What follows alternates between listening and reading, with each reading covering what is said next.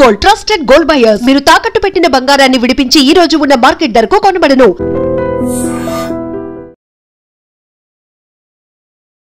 Welcome to I dream. నా పేరు లుంబిని.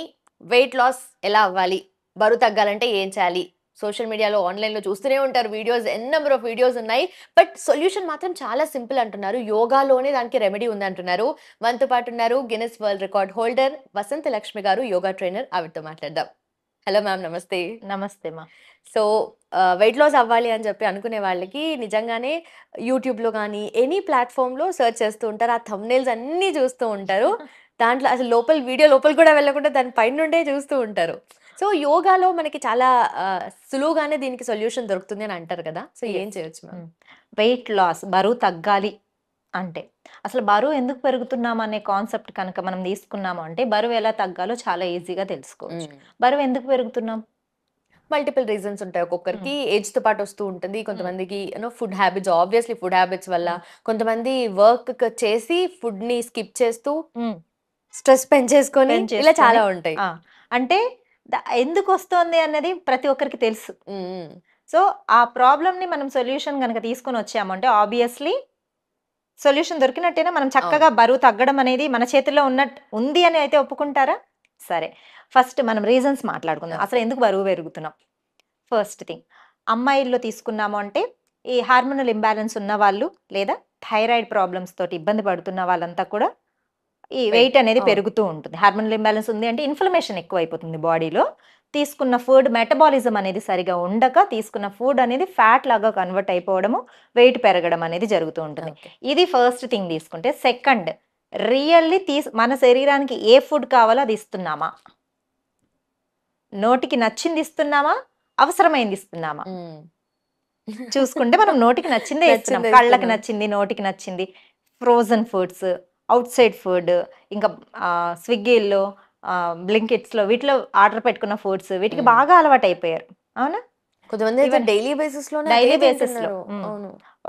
మన మొబైల్ యాప్స్లో ఓపెన్ చేసి చూస్తే మన బిల్స్లో అవే ఎక్కువ ఉంటాయి చాలా మందికి.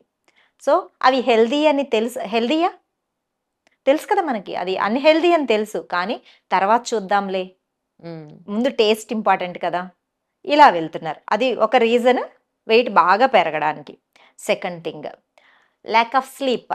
ఓకే, బాగా మెయిన్ రీజన్. చాలా మందికి తెలియని విషయం ఏంటి అంటే అందరూ అనుకుంటారు నేను మంచి ఫుడ్ తీసుకుంటున్నా. చాలా మందిలో కాన్సెప్ట్ నేను చూస్తాను, మేడం నేను బాగా మంచి ఫుడ్ డైట్ ఫాలో అవుతున్నాను మేడం, ఇంతే తింటాను మేడం, నేను యోగా కూడా చేస్తున్నాను మేడం, వాకింగ్ చేస్తా, జిమ్ చేస్తా, ఎక్సర్సైజ్ చేస్తా, కానీ నేను వెయిట్ తగ్గట్లేదు మేడం అంటారు.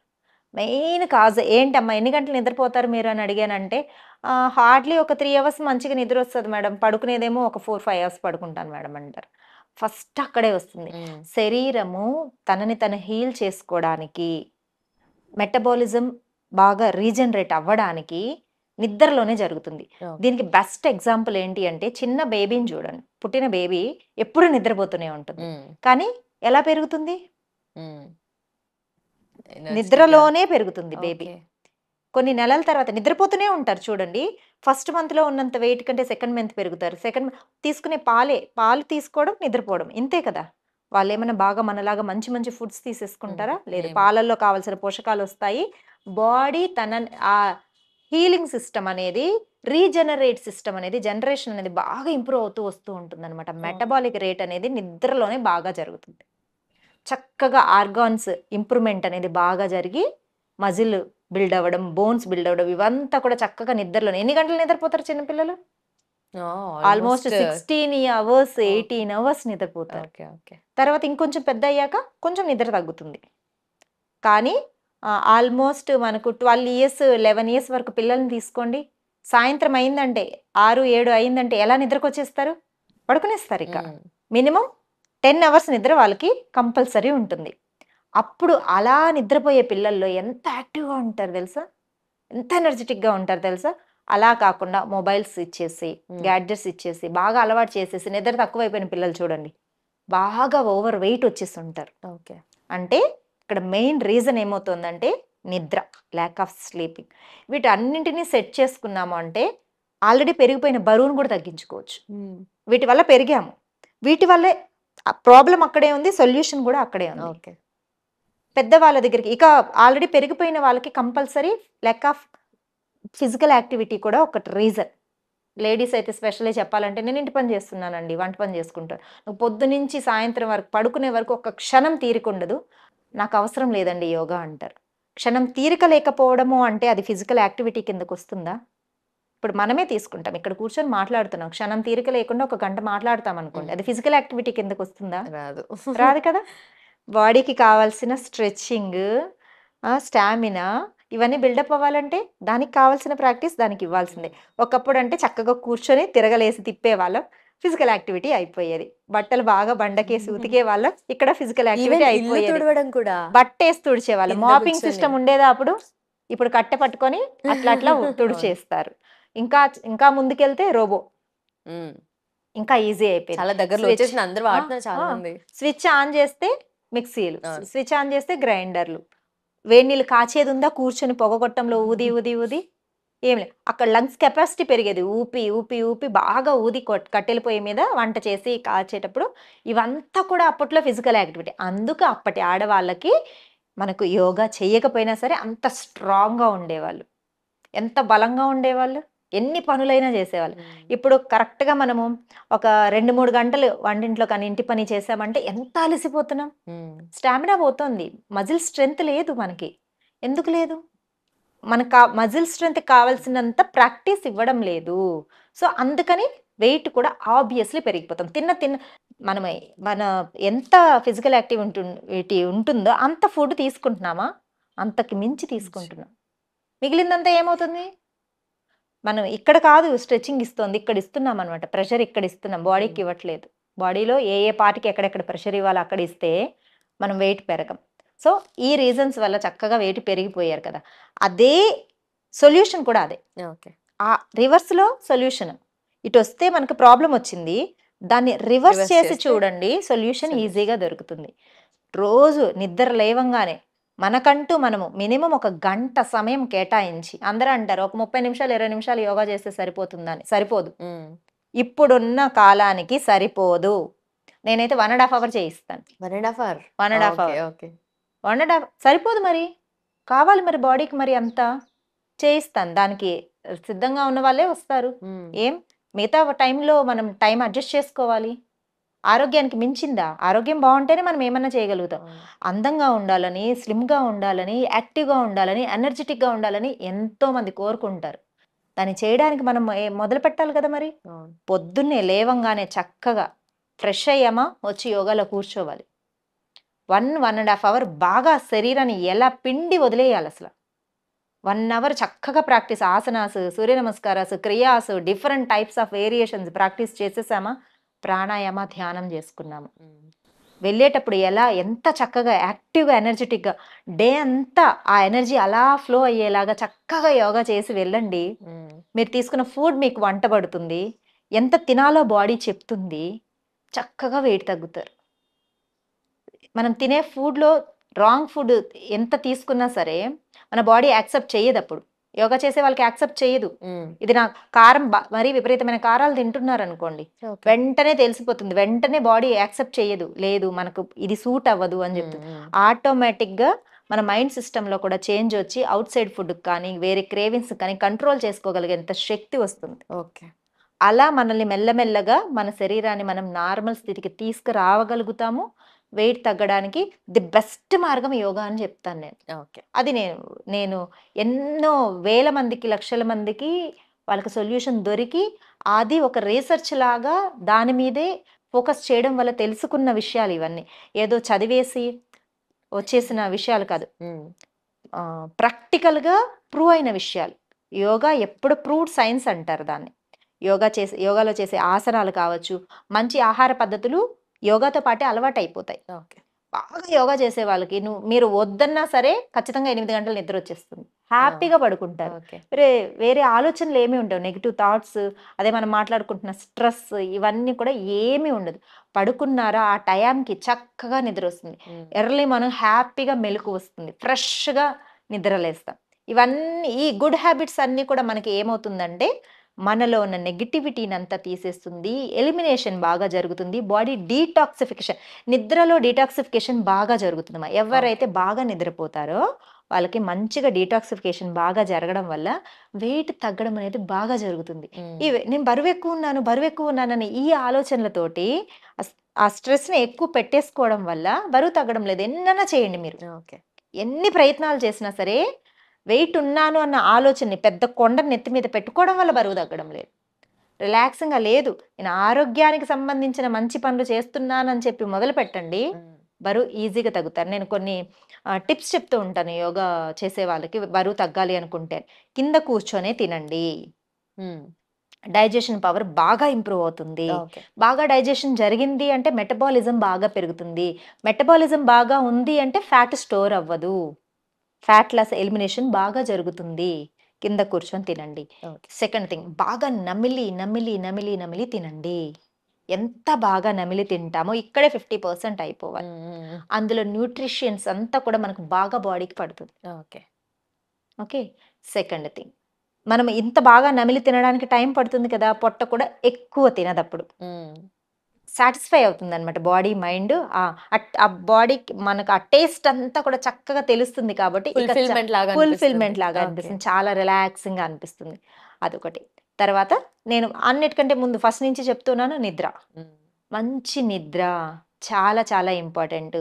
నీళ్లు తాగేటప్పుడు కూడా చక్కగా కూర్చొని చక్కగా చూ చేస్తూ తాగండి. మన సలైవాలో ఉన్న హెల్దీ ప్రాపర్టీస్ అన్నీ కూడా వాటర్లో మిక్స్ అయ్యి అదే ఆల్కలైన్ వాటర్ లాగా మారి ఓకే. మనలో బాడీలో ఉన్న నెగిటివ్ ఎనర్జీస్ అంతా తీసేసి బాడీ సిస్టమ్ని బాగా రిపేర్ చేస్తుంది. అంత గ్రేట్ ప్రాపర్టీస్ ఉంటాయి మన సలైవాలో. అది బాగా మిక్స్ అవ్వాలి అంటే బాగా నమిలి తినాలి, మెల్లగా నీళ్లు తాగాలి. ఓకే. ఈ చిన్న చిన్న టిప్స్ కనుక మనం ఫాలో అవుతూ కనుక లైఫ్ స్టైల్ చేంజ్ చేసుకున్నామంటే వెయిట్ తగ్గడం చాలా సులభం. సో స్ట్రెస్ అనగానే ప్రతి ఒక్కరు ఫేస్ చేస్తూ ఉంటారు డైలీ లైఫ్ లో. సో దీని నుండి రిలీఫ్ పొందడానికి కూడా వాళ్ళకి అంత టైం కూడా ఉండదు. మళ్ళీ స్ట్రెస్, దాని మీద స్ట్రెస్, కొత్త స్ట్రెస్, ఇంకో కొత్త స్ట్రెస్ అని చెప్పేసి. సో యోగాలో దీనికి ఎలాంటి రెమెడీస్ ఉంటాయి మ్యామ్? స్ట్రెస్ అంటే ఏమని అనుకుంటున్నాం మనం? అదొక నెగటివ్ థాట్ మాత్రమే. యాక్చువల్గా స్ట్రెస్ అనే పదం లేదు అంటాను నేను. మన మన ఆలోచన సరళే మనం స్ట్రెస్ లాగా తీసుకుంటున్నాం. ఒక ప్రాబ్లం వచ్చింది, ప్రాబ్లంకి ఖచ్చితంగా ప్రాబ్లం ఉంది అంటే సొల్యూషన్ ఉంటుందా? అవును. మ్యాథ్స్ తీసుకోండి, మ్యాథ్స్ లాగే మాట్లాడుకుందాం. జీవితం కూడా మ్యాథమెటిక్స్ లాంటిది. మ్యాథ్స్లో ప్రతి ప్రాబ్లంకి సొల్యూషన్ ఉంటుందా? ఒకరు చేయగలుగుతారు, ఇంకొకరు చేయలేరు, అంతే. కానీ సొల్యూషన్ అయితే ఉండే ఉంటుంది. ఒకరు కొన్ని స్టెప్స్ ఫాలో అయ్యి ఆన్సర్ తెస్తారు, ఇంకొకరు ఓకే. చేస్తారు. అంటే సొల్యూషన్ అయితే ఉంటుంది.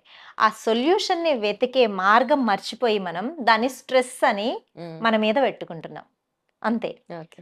ఆలోచన పద్ధతి మారింది అంటే మన ఈ ఆరోగ్య విధానం కూడా మారుతుంది. అనారోగ్య సమస్యలు రాకుండా తెచ్చుకుంటాం. నేను ఫస్ట్ అడగగానే మేడం నాకు స్ట్రెస్ మేడం, నేను యోగా చేస్తే స్ట్రెస్ తగ్గుతుందా అంటే నేను ఫస్ట్ అంటాను, స్ట్రెస్ అనేది ఏది ఉండదమ్మా, మన ఆలోచన సరళి మార్చుకుంటే సరిపోతుంది. ఆలోచన సరళి పాజిటివ్గా ఉంటే మనకు ఎలాంటి అసలు ఆ వర్డ్ వాడద్దు అంటాను నేను ఫస్ట్. ఆ వర్డ్ ఎందుకు తీసుకోవాలి? ప్రాబ్లం ఉంది అని చెప్పండి, ప్రాబ్లంకి అయితే సొల్యూషన్ ఓకే. స్ట్రెస్ అని ఎందుకు అనుకోవాలి దాన్ని? యోగాలో మనకు ఆ పాజిటివ్ ఇంపాక్ట్ ఎలా బాడీ మీద, మైండ్ మీద ఎలా మనల్ని స్ట్రాంగ్ చేస్తుంది అంటే each and every body postures ఉన్నాయమ్మా. ఫర్ ఎగ్జాంపుల్ స్టార్టింగ్లో ఎవరైనా యోగా నేర్చుకోవడానికి జాయిన్ అయ్యారనుకో, ఫస్ట్ ఒక 1 వీక్ మేడం నాకు అక్కడ నొప్పి మేడం, ఇక్కడ మేడం మజిల్ పెయిన్ మేడం, అసలు చాలా లాగిస్తున్నాయి మేడం అంటారు. ఒక 1 వీక్ అయితే అసలు కొంతమంది ఆ పెయిన్స్కి తట్టుకోలేక మానేస్తాను అని కూడా అంటారు. నేను అదే చెప్తాను, ఫస్టే చెప్పేస్తాను నేను, ఫస్ట్ 1 వీక్ మీది కాదు, మీరు కష్టపడుతున్నారు, లేదు నేను నా కోసం నేను చాలా టైం స్పెండ్ చేసి ఒక మిరాకిల్ని నా బాడీలోకి తీసుకురాబోతున్నాను అని ఆలోచించి ఒక్క 1 వీక్ కళ్ళు మూసుకోండి. ఎంత పెయిన్స్ ఉన్నా సరే.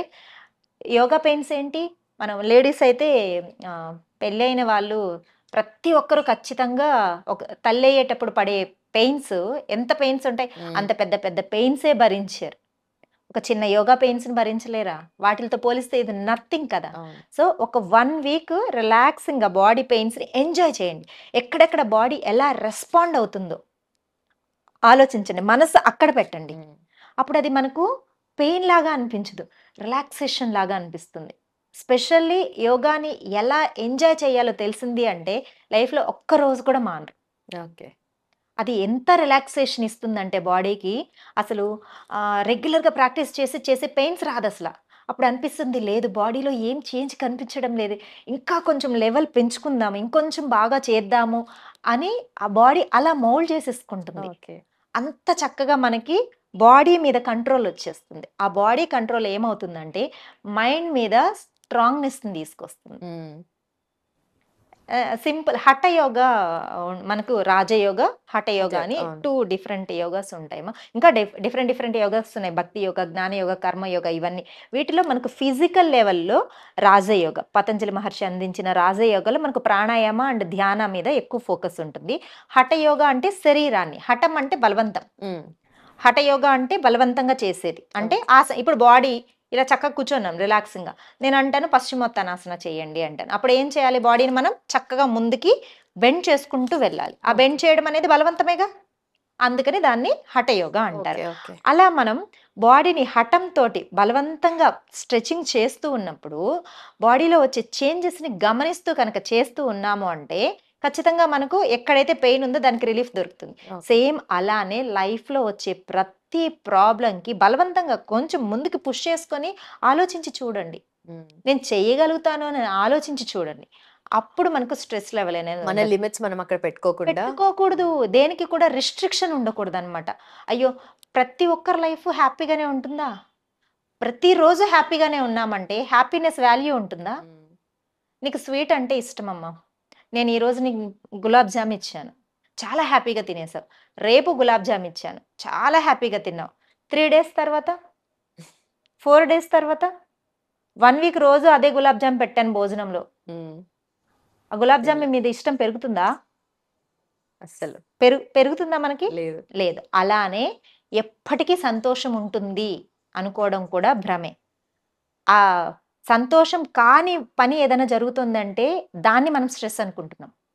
అది స్ట్రెస్ కాదు.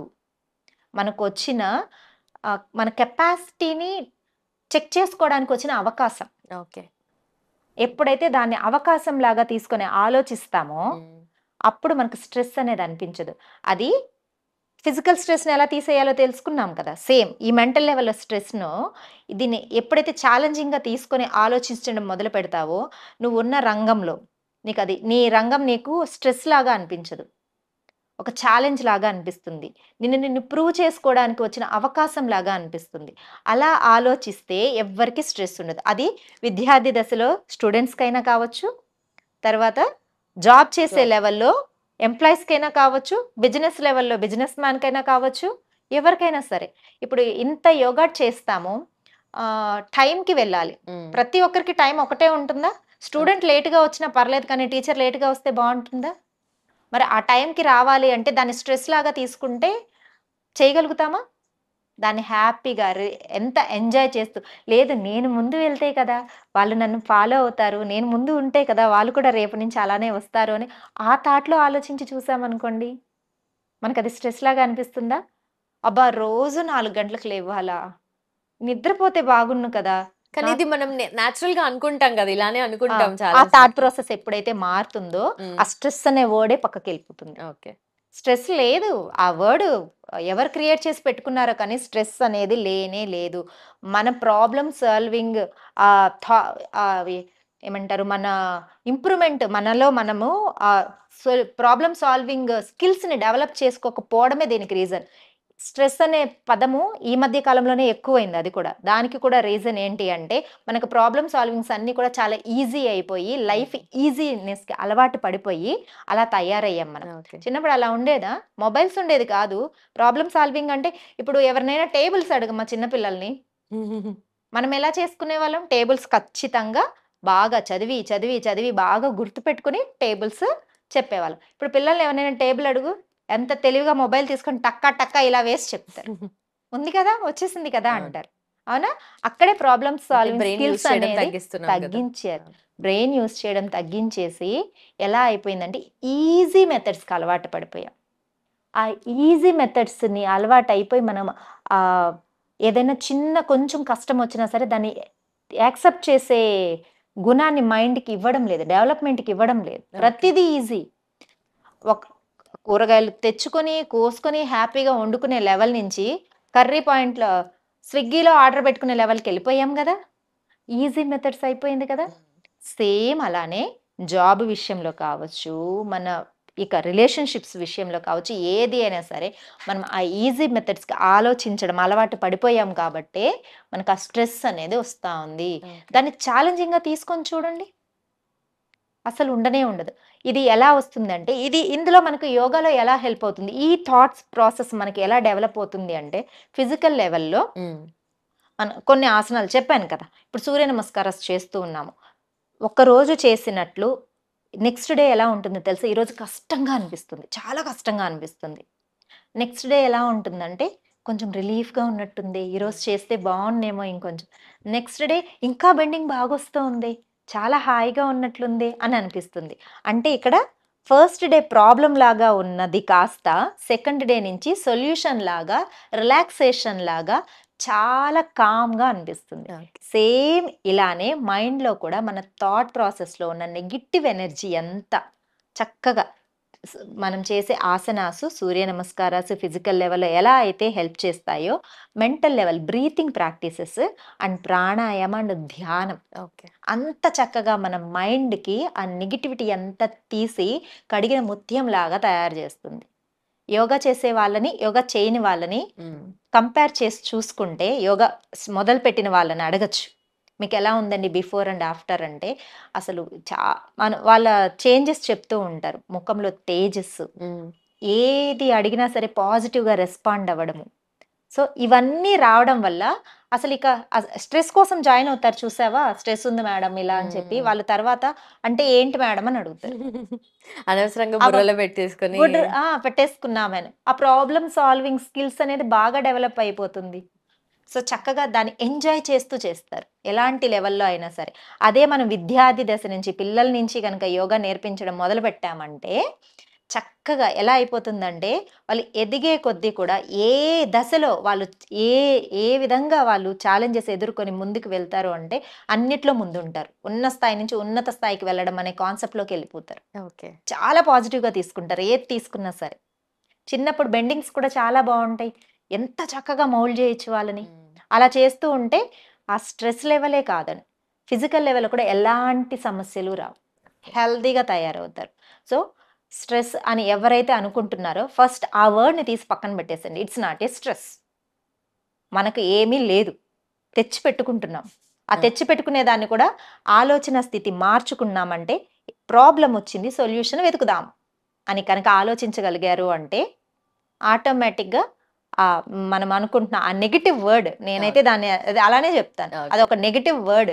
దాని దగ్గర ఆ మాట అనడం కూడా మంచిది కాదు యాక్చువల్గా. ఆ మాటను కూడా తీసేసి పక్కన పెట్టుకున్నాము అంటే చక్కగా హ్యాపీగా హెల్తీగా ఉండిపోతాం, అంతే. లైఫ్ని లీడ్ చేసుకోవచ్చు. థాట్ ప్రాసెస్ మారిపోతుంది, చాలా హెల్తీగా పాజిటివ్గా మారుతుంది. ఇక దానికి సొల్యూషన్ దొరికినట్లే. ఇదే సొల్యూషన్, అంతే. Done ma'am, thank you so much ma'am. Yes ma'am. And for more videos, please subscribe to iDream. Please subscribe to iDream. Please subscribe iDream. And please subscribe to iDream. For more videos, subscribe to iDream. please like, share and subscribe to the channel. Congratulations, iDream. Subscribe to iDream. Subscribe to iDream. So subscribe to iDream Media. iDream ki iDream team andarki huge congratulations. Please subscribe iDream Media. Please subscribe to iDream. Subscribe iDream. Please subscribe to iDream. iDream అంటే నా కళల channel subscribe చేసుకున్న నోరు తిరుగుతలేదు, మీరైతే గంట గుర్తు కొట్టండి. For more such videos, please subscribe to iDream. Subscribe to iDream. Please subscribe to iDream. Please subscribe iDream Media. Please do subscribe to iDream. Please subscribe to iDream Media. For best entertainment and information, please subscribe iDream. And don't forget to subscribe to iDream.